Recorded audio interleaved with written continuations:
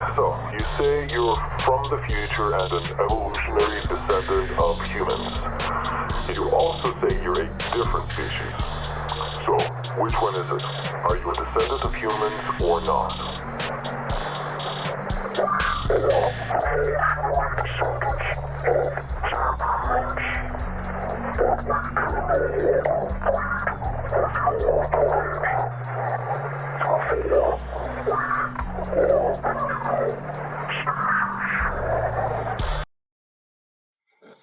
Now that's very interesting to when you're looking at the nature part of evolution. They are a descendant of sapiens, but they can no longer breed with us. So therefore, they are a new evolution. So when I break that down, I'm like, okay, we are forced to live underground and hopefully not eat bugs.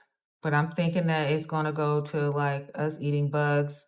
Um, but we're forced to go underground and find a way to survive this fallout from all of this radioactivity from this nuclear war that's killed the majority of people on the planet. And I can only imagine now, again, I'm sure this is going to take hundreds, if not thousands of years. Hundreds is like, okay, a generation.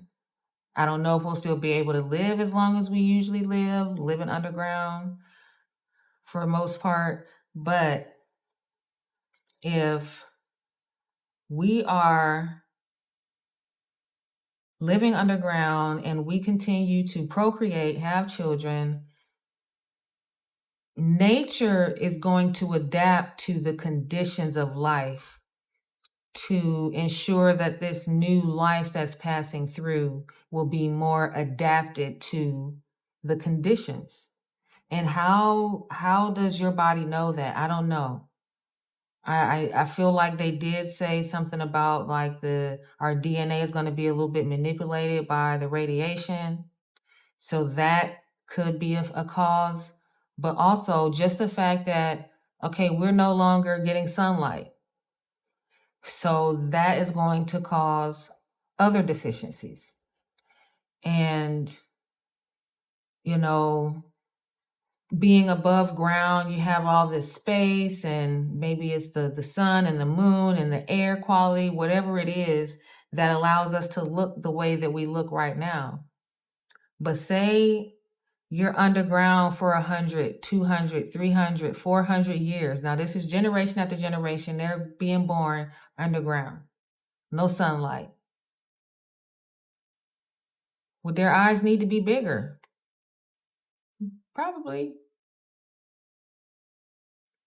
Would the mechanism of the eye need to change? Because now the type of light that used to hit the retina and give you the picture back it's not, you're not getting that input anymore. So now you're going to need to adapt to a different type of non-lighting and environment.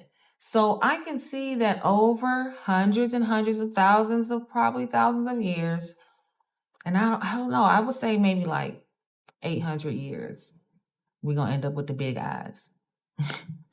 But he got the big head too. So now it's got to squeeze through because, okay, I might be getting a little bit too graphic now. All right. Then how do you English? Answer me. If you don't answer, I'll administer another round of scopomy. Do you understand? Now, how do you speak English?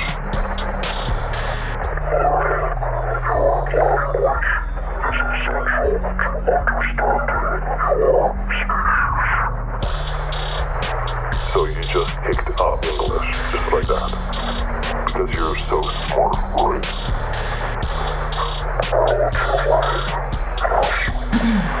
Now that was pretty deep. I want y'all, when we come back to him, to look at the indentions in his skull. because I'm probably the only person that notices stuff like this, but you can faintly see like a heartbeat. And you know, when the babies are born, you can see their heart beating in the top of their skull. You can see that like on the sides. So when we go back, I want you to look like right up in here, you can see like the heart beating.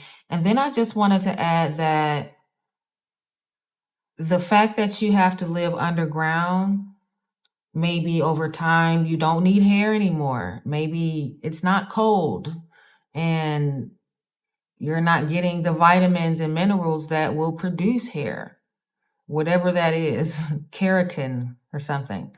So I can see eventually like losing, not having it. And if you think about it, when a baby is born, they're going to indulge in their environment, whether it's good or bad. So if they're born into darkness, eating ants or crickets, Lord, I don't want to eat that stuff. Y'all, I'm vegan. Some people is like, oh, it's okay, just put it on the grill. I don't want to eat nothing that has meat and is moving around. Anyway, So, you said you know the origin of the universe, but you did not provide an explanation. So I ask you again, how was the universe created?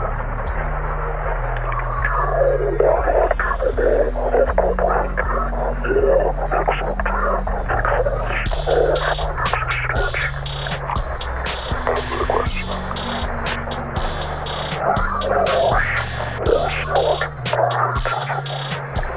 Really? But you can't create something out of nothing. Sure it is. Only a creator can make something from nothing. Wait, you just contradicted yourself.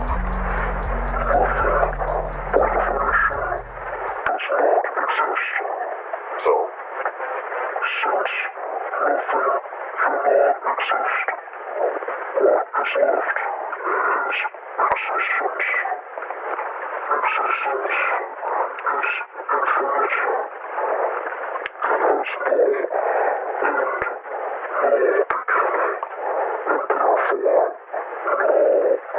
So the guy is asking about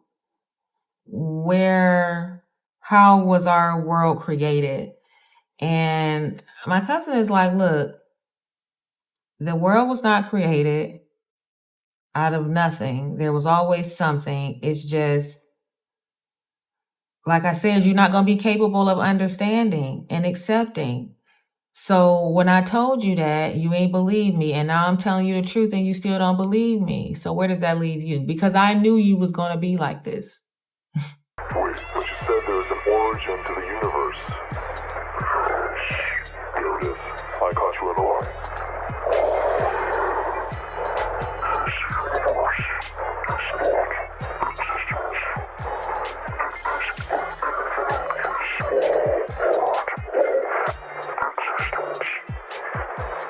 Right, so now you're talking nonsense.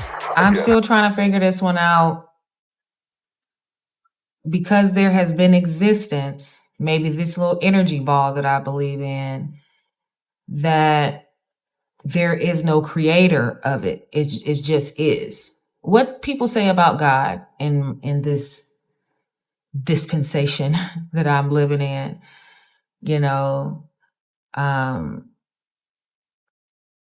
it's just always here. So it wasn't a mysterious God that created it and is looking down on us and watching over us and protecting us. Like, it's just, no, this is an experience.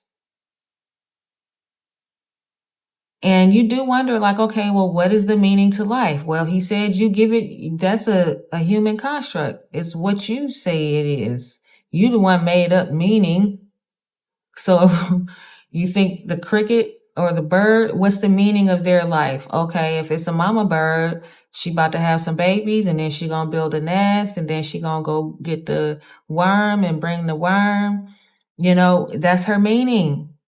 If it's a dog, it's a compassion dog, it helps this other thing get over life struggles, then I guess this dog got a meaning too. It's something that we ascribe within this realm. So I guess it makes it fun. Just think about it. Okay, like if this was a script, then you couldn't even give it any meaning. But it kind of is a script and you can give it meaning. So it makes it twice as fun. If this is nothing but a movie that we're replaying over and over and over and over again, because you want to have this experience. Oh, you want to feel like, you want to know what it feels like to be forced from your home and then bombed and then just left here because there's no airplanes and who can afford a ticket because your money just got blew up. Your car just got blew up, your passport, like people don't think about that stuff, but apparently this is a place where all that can happen and everybody can experience it. This is not our first world war. So do you know if you've been through this before or are you about to go through it? Or who's going to be here these 500 years that most of life is gone and we're just like surviving underground or in these whatever, I don't know. So kind of weird. Nonsense. Again, how was the universe created so miraculously?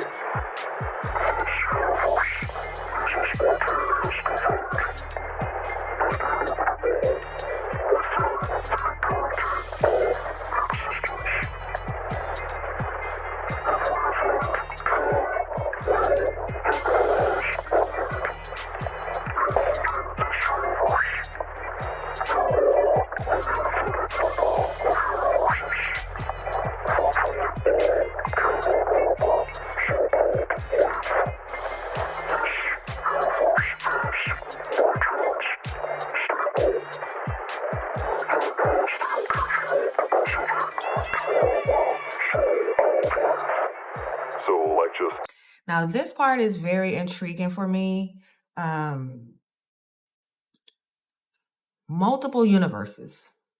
I think he said there's like infinite, right? But not all universes can harbor so-called life. And fortunately for us, being a part of this script, we're able to come here and experience, I feel like, different points throughout Earth cycle, if that makes any sense. Like, I don't know how to explain it, but in this universe, notice he says occasionally can harbor so-called life. So life as we know it, okay, if you say no human beings are here, is there still life here? Yeah, probably, because there's life in the water, there's little tadpoles, there's rats, and roaches, they can survive anything. I think they've been here forever. So those are our cousins too. I'm sure we somehow is related. But yeah, he's basically saying like this is just a random situation and it's weird, but this is the way it is. And if you're not going to understand it, which I know you're not, which is why I said you're not capable of understanding or accepting, they're just going to prove that they really don't get it. And it is hard to explain and understand, but he's doing his best. Cuz is doing his best.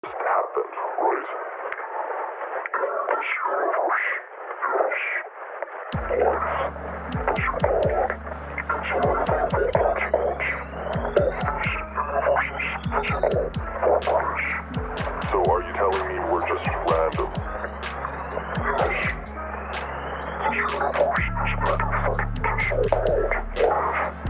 How so?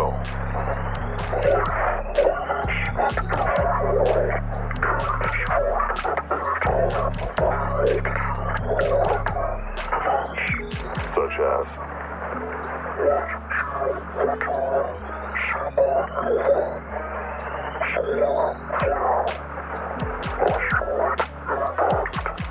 So the universe doesn't care if we live or die. And that's the bottom line. The Stone Cold says so. So the universe itself could care less. So if that's the case, then where is this loving God?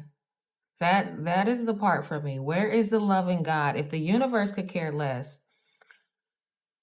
then how could God care? Because the universe is huge and apparently very expansive, and multiple universes exist, infinite universes exist. So we're just on this like random rock, what, third rock in the sky or whatever. And at any time, we can have a solar flare that destroys life, an asteroid, apparently nuclear war. There's so many different events, and this world is so volatile. But for one of those weird beliefs I have, we chose to be here at certain points, whether it's the point ushering in something else, it's the point right before the war, it's the point 50 years before the war. Like, apparently we chose to be here and experience this at this time. I don't believe that for a second. We're more than just random.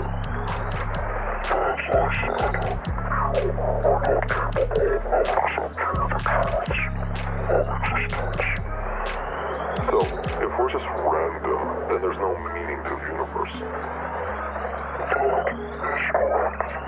So if there's no meaning in the universe, then what's the point of living? You just contradicted yourself again.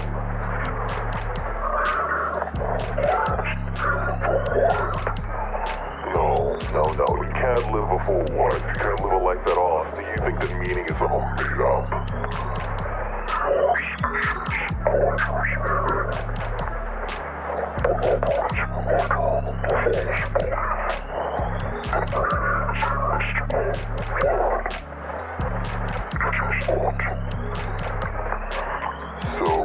Well, there it is. That's the part.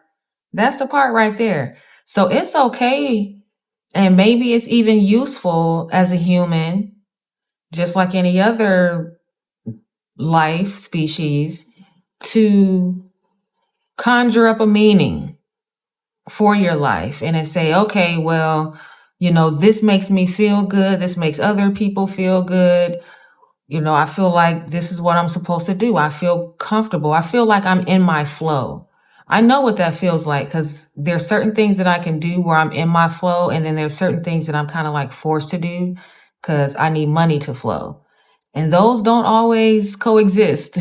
So when cousin says, look, you make this up in your own mind. Now the universe could care less. If an asteroid about to hit, hey, it's gonna get hit. So that was you and your meaning. I hope you did good while you was in it, So I feel that. I feel that. Where we take this a step too far is saying that God gave me the meaning. God has a plan for my life. This outside energy, mystical, whatever you want to call it,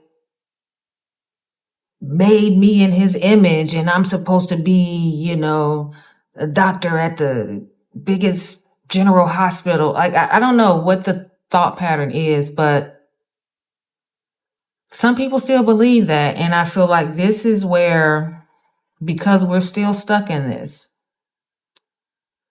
is why these series are so important, like, because he touches on so many things. I'm saying I'm not sure if it's a female or not, or if I don't know what. I can't see below the chest area, so I don't know what's happening, but it sounds like a guy, so I'm gonna say just cuz. All right. So, what is meaning?